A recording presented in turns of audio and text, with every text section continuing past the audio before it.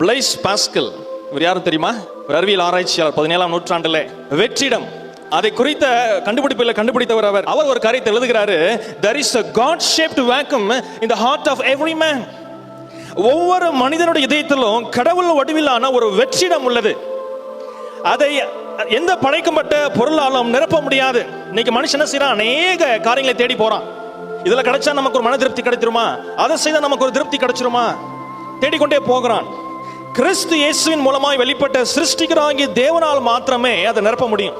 தேவனோடு ஐக்கியப்படுதல நாம் முதல்துவம் கொடுக்க வேண்டியதுக்கு அவசியமா இருக்கிறது.